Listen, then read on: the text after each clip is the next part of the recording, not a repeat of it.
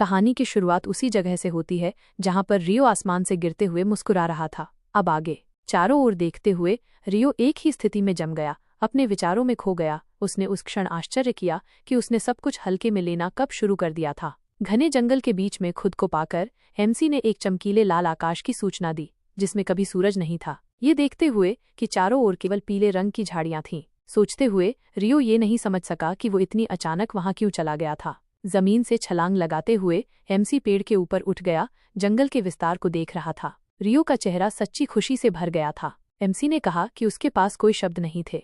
हवा में लटके हुए रियो ने पूरी ताकत से शुरुआत की। उस क्षण एमसी एक भयानक जगह के बारे में बात कर रहा था जो अंतहीन पत्थर की चट्टानों से घिरी हुई थी। सिस्टम ने रियो को सूचित किया कि वो ग्रैलुट्टे महाद्वीप के राज्य में 7 वन में पहुंच रहा था। लगातार हंसते हुए एमसी पास की एक नदी में गिर गया। कथानक हमें क्रोध महाद्वीप के उत्तरी भाग में ले जाता है। अपनी फटी हुई पतलून पर उंगली रखते हुए रियो ने कहा कि उसे चट्टानों की आदत हो गई थी। उसने कहा कि वे कभी उसका घर नहीं बने। आंकड़ों की स्क्रीन को देखते हुए एमसी को यह अजीब लगा कि उसने अचानक स्तर 5 प्राप्त कर लिया था। ये देखते हुए कि उसने व्याख्या करने के कौशल भी हासिल कर लिए थे। अपने बालों को सीधा करते हुए रियो ने सोचा कि क्या क्रोध तक पहुंच स्तर 20 के बाद खुल गया था। नए दिखाई दिए त्रुटि को देखते हुए एमसी यह नहीं समझ सका कि वो यहाँ क्यों था। अपना हाथ आंकड़ों की स्क्रीन की ओर बढ़ाते हुए रियो को एक नया टैब मिला। यह देखकर कि एमसी सुन्न पड़ गया था। उसके चेहरे के सामने एक पीला रंग चमका, उसे उसके अंतिम मिशन के बारे में सूचित करते हुए जो 6 में से 1 देवियों के क्रोध को नष्ट करना था। स्क्रीन ने संकेत दिया अंतिम मिशन की खुशी के लिए रियो को जो इनाम मिलेगा। एमसी ने सुझाव दिया कि अगर वो देवी को मार देता है तो उसका इनाम अचानक पृथ्वी पर लौटना होगा। उसके चेहरे के सामने एक पैनल दिखाई दिया जिसने उसे सूचित किया कि उसे स्थानीय निवासियों से छिपने की जरूरत है। तथ्य ये है कि वो दूसरी दुनिया से था। यह भी संकेत दिया गया था कि रियो को ऑन प्रोस के स्वतंत्र शहर के हंटर गिल्ड में शामिल होना चाहिए। गुस्से से पागल ड्रैगन ने अपने दांत दिखाए। एक चट्टानी ढलान पर खड़ा राक्षस ने एक शक्तिशाली दहाड़ लगाई। उसे देखकर एमसी भ्रमित हो गया। अपना सिर पकड़कर रियो ने सोचा यह क्या था। अपना सिर उठाते हुए मुख्य चरित्र ने देखा कि उसने ऐसा राक्षस पहली बार देखा था। भाप उसके मुंह से निकलती हुई राक्षस को देख रहा था। रियो ने अनुमान लगाया कि ये एक ड्रैगन था, गुस्से से भरा हुआ। एमसी को एक दुष्ट दानव कहते हुए ड्रैगन ने पूछा कि उसने उसके जंगल में घुसने की हिम्मत कैसे की। रियो की निगाहें दिगंता में उसके हाथ पर टिकी थीं। राक्षस ने पूछा कि क्या एमसी ने बिना हथियार के उस पर हमला करने का फैसला किया है। मुड़ते हुए रियो ने सोचा कि उसे जल्दी से अपनी तलवार ढूंढनी होगी। क्रुद्ध ड्रैगन ने प्रहार करने की तैयारी की। सतर्क एमसी ने ध्यान दिया कि अब राक्षस से बात करने में बहुत देर हो चुकी थी, जो अपने मुंह से नीली लपटें उगल रहा था। ड्रैगन ने उसे अपने विचारों में खोया हुआ मरने का आदेश दिया। रियो ने कहा कि एक मुश्किल स्थिति में उसे जल्दी से कार्रवाई करने की आवश्यकता है। जमीन से धक्का देते हुए एमसी क्रुद्ध राक्षस की ओर बढ़ गया, ये सोचते हुए कि उसके मरने का समय आ गया है। रियो पहले तेजी से आगे बढ़ रहा था, ड्रैगन के मुंह की ओर बढ़ते हुए। एक अकल्पनीय रूप से शक्तिशाली प्रहार के बाद स्तब्ध राक्षस पीछे की ओर उड़ गया। सोचते हुए एमसी ने ध्यान दिया कि अब उसे तलवार लेने की जरूरत है। ड्रैगन की हालत देखकर रियो चौंक गया और कहा, क्या ड्रैगन इतने कमजोर होते हैं? फिर ड्रैगन ने रियो को अपनी कहानी बताते हुए कहा, शूरवीरों की भीड़ विभिन्न प्रकार के खाद्य पदार्थों को अपने हाथों में लिए ड्रैगन की ओर बढ़ रही थी। ग्रैलुट राज्य के रात्रि आदेश में एक वास्तविक प्राकृतिक ड्रैगन रहता था। उसका नाम एफिर था और वो सभी शूरवीरों का गर्व था। उसके चेहरे पर एक दुर्भावनापूर्ण मुस्कान थी। राजा ने थके हुए ड्रैगन पर काठी कसने का आदेश दिया। हालांकि परीक्षणों ने पीछा किया, सभी के पसंदीदा ईथर मूर्ख राजा लगातार एक ड्रैगन पर सवार होने की मांग कर रहा था। अचानक महामहिम तेजी से नीचे उतर आए। हालांकि उड़ान कोई मजाक नहीं है। महामहिम का मुकुट जमीन पर गिर गया और उनकी मृत्यु गिलोटिन के विपरीत गिरने के परिणाम स्वरूप हो गई। एक शूरवीर का खून से सना हुआ हेलमेट देखा जा सकता था। जिस शूरवीर ने ड्रैगन की देखभाल की थी उसे फांसी दे दी गई, लेकिन उससे पहले उसने एफिर को राज्य से भागने में मदद की। ड्रैगन जंगल में छिप गया और वहीं रहने लगा, लेकिन उसके पास दुखी होने का समय नहीं था, क्योंकि दूसरी दुनिया के एलियंस लगातार जंगल में प्रकट होते रहते थे जो हर तरह के घावों से ढके होते थे। वो आदमी अभी भी उससे बदला लेगा।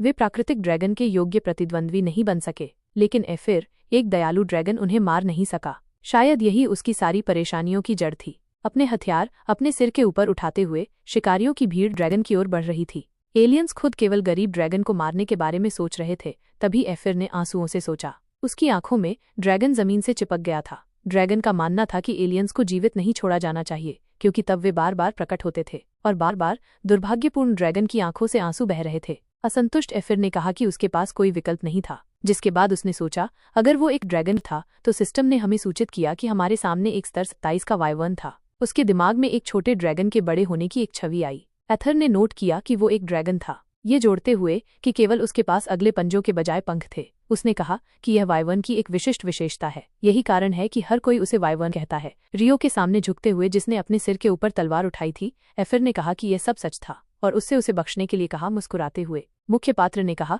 कि उसके लिए अधिक महत्वपूर्ण ये था कि उसे कैसे पता चला कि वो दूसरी दुनिया से है, और पीछे हट गया। ड्रैगन ने कहा कि वास्तव में वो ये नहीं जानता था, ये जोड़ते हुए कि जब एलियंस मर जाते हैं तो उनके शरीर वाष्पित हो जाते हैं। जिसके बाद एथर ने नोट किया कि स्थानीय लोग अक्सर इस जंगल में नहीं जाते हैं। अपनी बाह पर झुके हुए रियो ने ड्रैगन की कहानी सुनना जारी रखा, ये सोचते हुए कि ये सब किसी तरह का प्रदर्शन था। डरे हुए ड्रैगन को देखते हुए मुख्य पात्र ने नोट किया कि उसे कोई दुर्भावनापूर्ण इरादा नहीं दिखा। एफिर की ओर मुड़ते हुए रियो ने पूछा कि क्या ये जंगल 7 ग्रैलुट का राज्य था। ये सुनने के बाद ड्रैगन बताया कि ग्रैलुट का राज्य नष्ट हो गया था, ये जोड़ते हुए कि एक्स-रेड अब खो गया था, अपने विचारों में खोया हुआ। मुख्य पात्र ने कहा कि निर्देशों में जानकारी लंबे समय से अपडेट नहीं की गई थी, ये सोचते हुए कि वो कैसे वापस जा सकता है। विचारमग्न रियो को देखते हुए एफिर ने उससे दया की भीख मांगना जारी रखा, ये बताते हुए कि उसे नहीं पता था कि वो इतना मजबूत है। मुख्य पात्र ने पूछा कि अगर ड्रैगन इतना शांतिप्रिय था तो उसने पहले उस पर हमला क्यों किया। डरे हुए एथर ने कहा कि रियो दूसरी दुनिया का एक दुष्ट दानव था, क्रोध से बेहाल। मुख्य पात्र ने पूछा कि दानव कौन था। स्तब्ध ड्रैगन ने माफी मांगनी शुरू कर दी, ये जोड़ते हुए कि ये वो नहीं था जिसने ये सब सोचा था। उसने आंसू पोंछते हुए उससे इसके बारे में और बताने को कहा। या तो उसने कहा कि एलियंस पहली बार 40 साल पहले उनकी दुनिया में आए थे। अपने पंजे को घाव पर रखते हुए ड्रैगन ने कहा कि वहां बहुत दर्द हो रहा था, ये सुझाव देते हुए कि उसे घर जाने और उस पर कुछ लगाने की जरूरत है। एक गुस्से में रियो ने आदेश दिया, ड्रैगन अपनी कहानी जारी रखे। ड्रैगन पर सवार होकर मुख्य पात्र अपने आश्रय की ओर बढ़ गया, ये घोषणा करते हुए कि अगर वो हिलता है तो वो मर जाएगा। ड्रैगन ने उसे बताया कि एक समय वे एलियंस के साथ अच्छी तरह से मिल गए थे, ये देखते हुए कि ये लंबे समय तक नहीं चला। गुफा में प्रवेश करते हुए ड्रैगन ने ध्यान से कुछ खोजना शुरू कर दिया। ड्रैगन ने कहा कि स्तर बढ़ाने के लिए एलियंस ने मनुष्यों को मारना शुरू कर दिया, ये कहते हुए कि एक बिंदु पर सबसे शक्तिशाली एलियंस एक समूह में इकट्ठा हुए ध्यान से उसे सुन रहे थे। मुख्य पात्र एक ही स्थिति में जम गया। ड्रैगन ने बताया कि एलियंस ने एक महान संगठन बनाया था जिसका उद्देश्य डेविड को मारना था। ड्रैगन ने कहा कि एलियंस मजबूत थे। एक लड़का चला गया, क्रेजी तो रहा सिटी रेस। ड्रैगन ने कहा कि वे एक ड्रैगन की शक्ति से दुश्मनों को मार सकते थे, क्योंकि हर हत्या के साथ उनका स्तर बढ़ता गया। एक पागल लोगों का समूह असहाय देवी की ओर दौड़ा। ड्रैगन ने कहा कि कोई भी जादू उनके समूह को 100 स्तर के नेता के नेतृत्व में अचानक नहीं रोक सका। एक योद्धा जिसके हाथ में एक लंबी तलवार थी, व्याकुल लोगों पर हमला किया। ड्रैगन ने कहा कि उनके आने तक वे विश्व प्रसिद्ध इतिहास थे। हमें तलवार के स्वामी बाथल से परिचित कराता है। अपनी जादुई छड़ी उठाते हुए लड़की ने बाबेल की तैयारी की। कथानक हमें महायाजक जानोबियस से परिचित कराता है। कई योद्धाओं को दरकिनार करते हुए अजनबी ने उनमें से एक की गर्दन पकड़ ली। उसी क्षण हमें हत्यारे कार्सन से परिचित कराया जाता है। अपने हाथों में शक्तिशाली माना की धारा को केंद्रित करते हुए लड़की ने उग्र लोगों की भीड़ को कुचल दिया। कथानक हमें जीवन और मृत्यु के स्वामी हॉलियन से परिचित कराता है। प्रसारण में 4 के बारे में बताया गया। महाद्वीप के नायक जो थोड़े समय में एक के बाद एक मारे गए, ये घाव को ठीक करने वाले औषधि से संक्रमित कर रहा है। ड्रैगन ने घोषणा की कि उनकी मृत्यु के बाद पूरे महाद्वीप की जिम्मेदारी 6 देवियों के कंधों पर आ गई। ड्रैगन ने बताया कि इसी कारण से कि पृथ्वीवासी दूसरी दुनिया के बुरे राक्षसों के साथी माने जाते हैं, ये कहते हुए कि अब सभी एलियंस को मौत की सजा दी जानी चाहिए। एक गुस्से में रियो ने कहा कि उसका अपहरण कर लिया गया था और उसने कई दशक भालू की चट्टानों के बीच बिताए थे, जिसके बाद उसने सोचा कि ये किस उद्देश्य से किया गया था। मुख्य पात्र ने एक अलंकारिक प्रश्न पूछा जिसमें इस तथ्य को संबोधित किया गया था कि इस कारण से पूरे महाद्वीप को उसे मानना चाहिए। क्रुद्ध रियो को देखकर ड्रैगन ने ध्यान दिया कि ये सब उसके जन्म से पहले हुआ था। उस क्षण मुख्य पात्र ने सोचा कि क्या देवियां वास्तव में एलियन से इतनी डरी हुई थीं? अपनी तलवार की मूठ पकड़कर रियो ने माना कि अपने सभी कार्यों के बावजूद, चाहे वो बातचीत करने का प्रयास हो या सिर्फ एक शांत जीवन जीना, उसे किसी भी स्थिति में एक राक्षस के रूप में ब्रांडेड किया जाएगा और पीट पीट कर मार डाला जाएगा। जैसे ही उन्होंने उसे एक एलियन के रूप में पहचाना, अपने चेहरे पर एक दुर्भावनापूर्ण मुस्कान के साथ मुख्य पात्र ने घोषणा की कि वो जीवित रहेगा और घर लौट आएगा। ड्रैगन ने सुझाव दिया कि इस मामले में किसी को भी ये नहीं पता होना चाहिए कि वो कौन था। उसने अपने विचारों में जो देखा उससे वो भयभीत था। ड्रैगन ने सोचा कि क्या मुख्य पात्र वास्तव में एक राक्षस था, दूसरों की तरह। जिसके बाद ड्रैगन ने कहा कि रियो कुछ नहीं जानता था, यह कहते हुए कि एक चालाक वाइवर्न उसकी मदद कर सकता है। अचानक गुफा की गहराई से एक अकल्पनीय रूप से शक्तिशाली चीख सुनाई दी। कहानी हमें 5 दिन बाद ले जाती है। शहर के सुबह के आकाश में कोई बादल नहीं थे, जबकि अपने विचारों में मुख्य पात्र ने सुझाव दिया कि यदि आप स्टैक फॉरेस्ट छोड़ देते हैं तो आप क्षितिज के ऊपर किले की दीवारों को बढ़ते हुए देख सकते हैं। ऑनप्रोस शहर के विस्तार एक नदी से घिरे हुए थे जिसने इसे चारों तरफ से घेर लिया था, रियो ने समझाया, यह देखते हुए कि यह ग्रेलुट्टे साम्राज्य के उत्तरी भाग में स्थित है। यह अपने बड़े आकार और विशाल जनसंख्या के लिए जाना जाता है।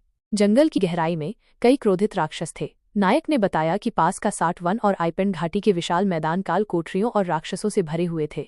शहर के केंद्र में जीवन पूरी तरह से चल रहा था। कहानी हमें ऑनप्रोस हंटर्स गिल्ड में ले जाती है। नोटिस बोर्ड पर खड़े गिल्ड के एक सदस्य ने एक कार्य दिखाया। ड्रैगन ने बताया कि जो लोग इसकी दहलीज पार करते हैं वे या तो शिकारी होते हैं या वे जो बनना चाहते हैं। एक कंपनी की मेज पर लड़ाई छिड़ गई, जिसके हाथ में कार्यपत्रक था। लड़की ने गिल्ड में प्रवेश करने वाले एक शिकारी को कुछ समझाने की कोशिश की। मुख्य पात्र एक ही स्थिति में जम गया। रियो की ओर ध्यान आकर्षित करते हुए बुजुर्ग स्तब्ध रह गया। वो नायक के शरीर को देखकर चौंक गया, ये देखते हुए कि उसने पहले कभी ऐसा नहीं देखा था। स्तब्ध गिल्ड के सदस्य मुख्य पात्र को देखने लगे, जो अभी अभी दाखिल हुआ था। लड़की ने सुझाव दिया कि रियो किसी अन्य गिल्ड का सदस्य था, ये कहते हुए कि वो एक अनुभवी की तरह दिखता था। एक हैरान नजर के साथ शिकारी मुख्य पात्र की ओर मुड़ा।